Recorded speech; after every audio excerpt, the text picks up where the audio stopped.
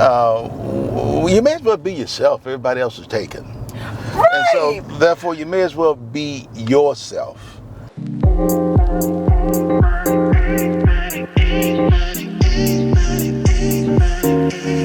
On today's episode of Ride Along Conversation, we have my dad, Dr. Harold Barnes.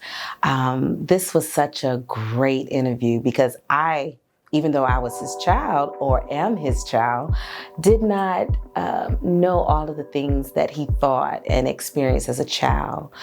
So I just need you to come and take a ride with me. Come on. You'll be glad you did. My name is Harold Barnes. I am an attorney. I'm a real estate developer and just an all-around good guy. All right, Dad, so how are you today? I am fantastic today. Okay, good. I know it's been a while since season 1 that we used to be a frequent right over there on that side, a frequent driver, passenger. I know. I haven't received any residuals yet, so that's why I haven't been on the soon. Oh, got it. Well, it's in the mail. Okay. It's in the mail, and I'll give you the tracking number. All right, I hope you do. So everybody, of course, you already know. I mean, of course, the fans from last year always said, okay, when's your dad coming back on? So guys, ladies, gents, we got him back on finally for season 2 of Ride Along Conversation. So thanks again for taking time out to ride with me and, have your nice little sippy sip of your drink or your coffee. And we're going to get right into it. So I have a few questions that, that I just want you to answer. Oh, great. So tell me this. It says, there's a phrase or a comment or statement that says, finding your authentic self or being your authentic self. Could you, is it finding, is it being, or is it both? I think it's actually both. Okay. And the whole idea is if you wanted to buy some wonderful sunglasses or a wonderful suit to wear, it's a terrible thing to go out and buy a knockoff when you think you have the original thing. Yeah. And most people live their lives being knockoffs of someone else. Wow. And so therefore, in order to be ultimately successful, you have to find your authentic self.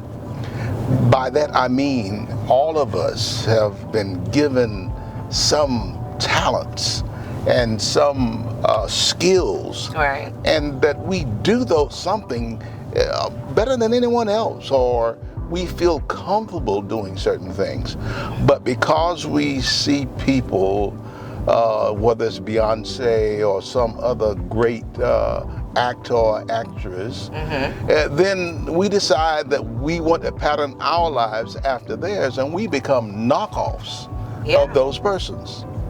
Unfulfilled. It's unfulfilled. And so, but if you can stop doing that and say to yourself that I am enough, then you can introduce who you're trying to be, the knockoff Natasha, to the real Natasha. And some people live their entire lives and never having discovered their authentic self, the life that you live without shame, because God created you in that particular image, and He gave you some talents and skills that once exhibited, that the whole world will be the path to your door because you're doing what is authentically you. Right. But we become ashamed because our hair is too short, our body is not slender enough, our complexion is not bright enough, and our feet are not small enough, and our figure we don't have an equitable distribution of human protoplasm, so we feel that we don't have the figure that we want, and so we become knockoffs of someone else. Or which I have seen and found, we constantly adding things on. Sure. Like whether it's all the name brand stuff, like all the name brand items you can possibly put on, or all of the fake lashes, or the longest hair, or the eyebrows that's reaching over here, and the bigger buns, and the or the bigger car, or the biggest house, but you're still not happy. And you're still not being you because you're trying to keep up. I guess that's where the phrase keeping up with the Joneses. Absolutely.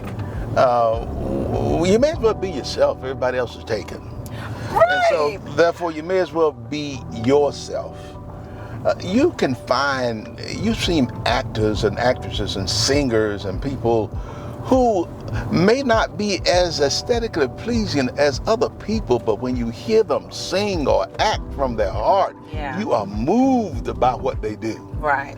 But we think exterior beauty is a measure of a woman or a man. And in reality, it's not.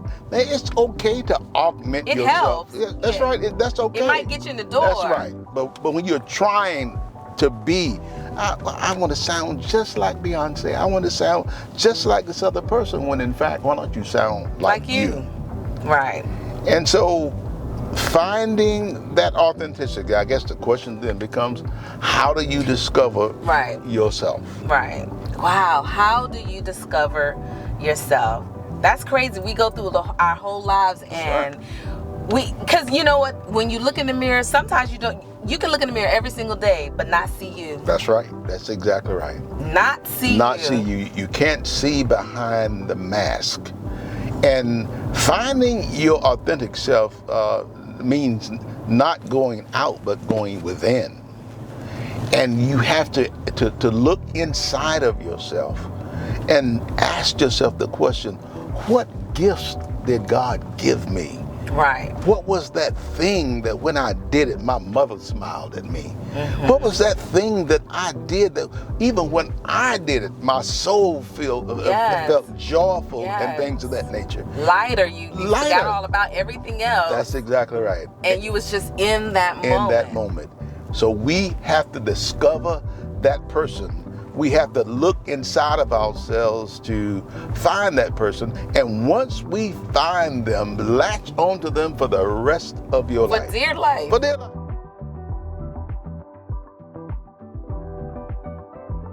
So we are here in, of course, my dad's living room where all of the great debates pretty much take place. Like anything that we want to talk about on a Sunday after dinner or a Saturday after church or dinner, we have the great debates like right here. If it's not in the dining room, it's right here in the living room.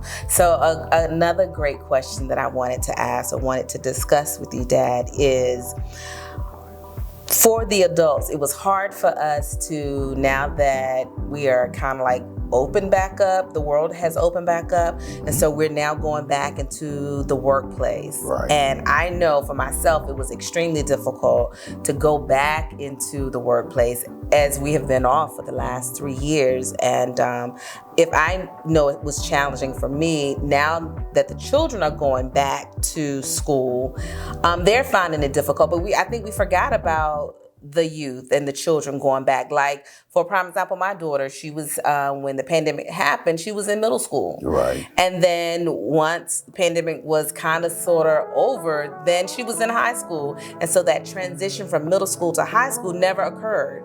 And so we're finding that our youth are having a difficult time with that transition emotionally, physically, mentally, all of the above. They're having it difficult. So what are your thoughts? Did the school system keep up with the times? What are your thoughts? I think the problem is the word system. What we have as a school system today is a relic of the 19th century. Wow. And the purpose of the school system was to teach people how to do things and take orders from other people and how to write and how to multiply and add and those things. And we don't really address the needs of a 21st century young person who spend most of their time on social media and in other things. And so part of the problem that we ran into across the country is that even the system put together to address COVID and how do we provide education during COVID, it was done by old people. I mean, by folks who are not children. Right. Children are the best people to tell you how to get their attention and how they learn. And we gave them a system. One, most of our teachers are not technology savvy. Right. And so therefore they had to go through a whole education process about how to even talk to children online. Two, that once they found the system they wanted to use, much of it was done without the input of young people. Now, here's what I think was missing in that process. When you have young people who identify with what they do daily, that's who they are. So they get up in the morning, they get breakfast, they get on the bus, and they have a whole nother life there. That is the glue that keeps them together. Yeah. They get to school, they meet their friends, they talk, then they go to class, they interact with students in the classroom, they talk to teachers, and then at some point they break for lunch and they're out there talking about the things of the day, they're texting, emailing, and all of those kinds of things. And all of a sudden, their whole life shut down. And we were not prepared for that. I read a study just a few weeks ago that said that it will take us 7 years for our children to recover from the shock of being away from their entire life for 24 months. Wow. And I was thinking, or I guess parents we were pretty much thinking like, okay, they're already on social media all the time anyway. So we thought that was just like, okay, that was awesome for them because they had more access to social media. But in all actuality, it did not help. It actually gave them a false impression of who they really were. Yes. So tell me this. What are you working on now? Well, I'm working on finishing a book that I'm working with. A Road to Freedom. All right. And I think all of us need to be a part of how do we free ourselves from all of the impediments to our success over time because of the scars that we have suffered. We either were born into the wrong family in terms of economics and whatnot. We didn't have the basic things, and people in my age group, for instance, they had a problem with just the basic necessities and coming up. And so how do you free yourself from all of that to become the best possible person that you can be? And so I'm sharing with people what I went through from kindergarten on. I'm one of 17 children. Wow. And if I may, I'd just like to read a short excerpt from it. Sure. Okay. Share with us. My first inquisitive memory of God was in the first grade. By 8:30 a.m., my teacher led the class in singing the Anna Bartlett Warner hymn, Jesus Loved Me. The first stanza is, Jesus loves me, this I know, for the Bible tell me so. Little ones to him belong.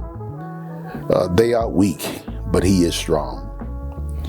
It was all but impossible to concentrate on the song's words and melody because my stomach had already burned through the one flour bread cake I had eaten at 6:30 a.m. before leaving for school. At the young and tender age of 6, I was trying to figure out how I could make my stomach feel better when it was growling from lack of nourishment. There were no free school lunches or lunch programs.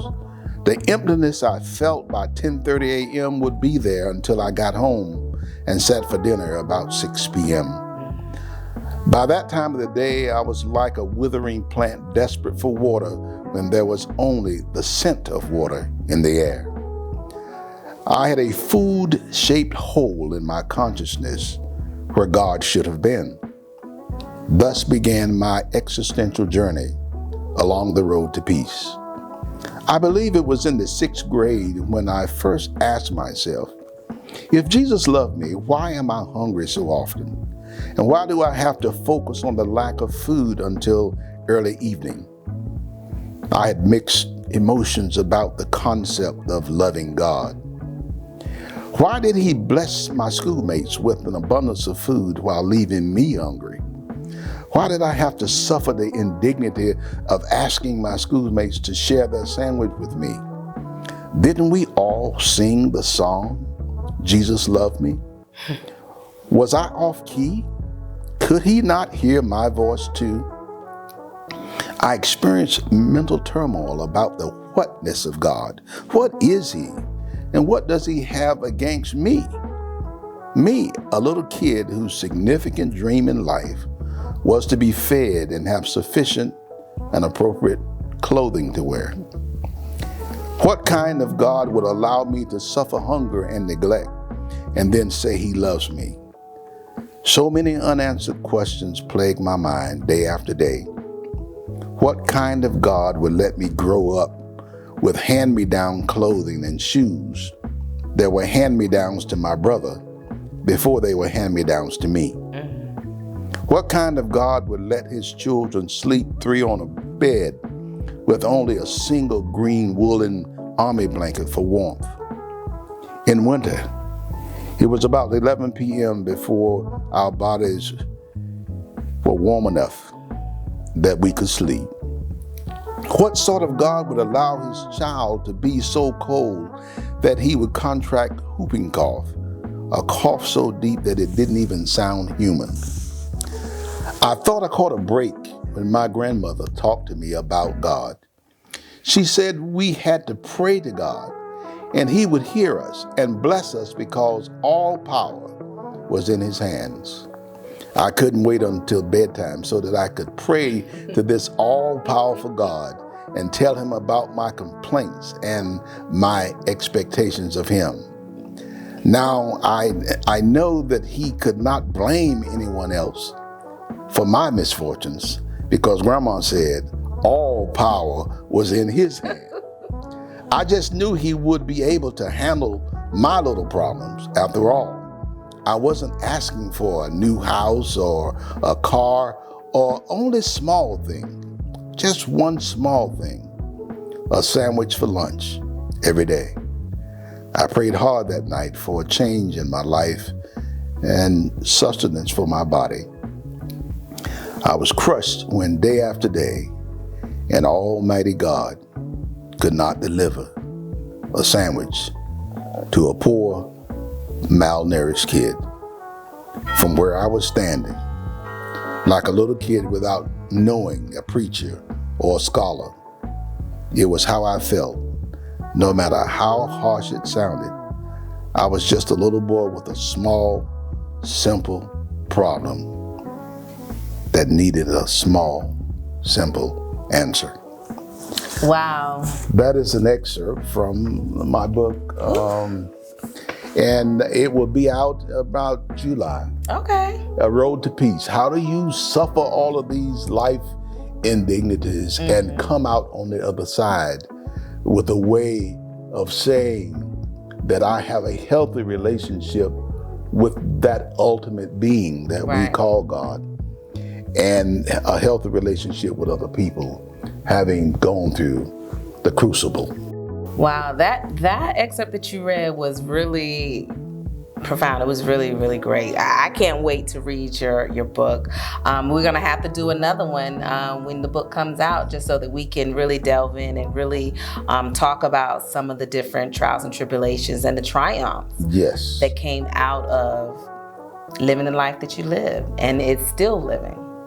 Again, Dad, I thank you for joining me today for another Ride Along conversation. Hope to see you soon. You're so welcome. You're doing a great job. Thank you, Dad. I'll see you on Broadway.